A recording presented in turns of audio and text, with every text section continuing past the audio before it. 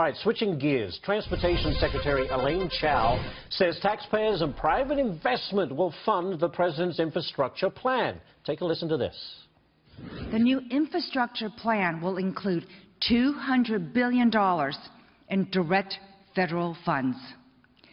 These funds will be used to leverage $1 trillion in infrastructure investments over the next 10 years.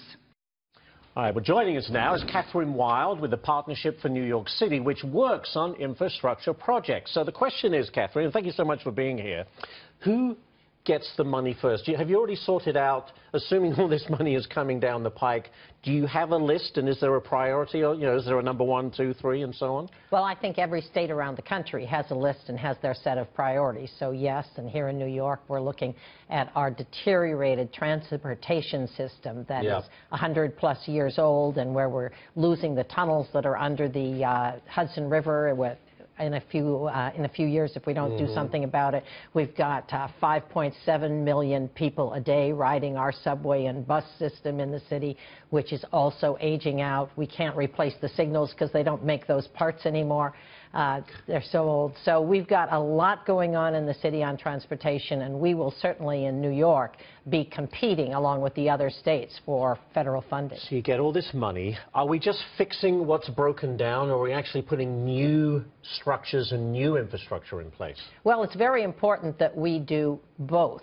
We've got to build new because our city is growing as our metropolitan regions around the country. We've got new centers of employment, new residential centers, so we have to connect to those and do that. But also, we've got, in the next 5 years, $15 billion worth of repairs to make on our local subway system. Anybody who rides the trains and the subways knows that. So we've got both those pieces to worry about. So you're talking rail, subway, roads, bridges, airports. Airports, absolutely. We say this every time, LaGuardia, which is already, by the way, undergoing a massive facelift, correct? 3/4 of the air travel delays in the U.S.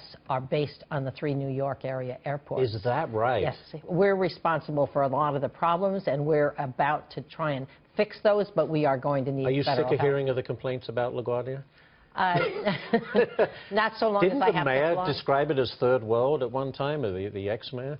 I think that was Joe Biden. Was it Joe Biden? I think he was one of many. But anyway, either way, it's harsh, but in some respects, I would say it's true, wouldn't you?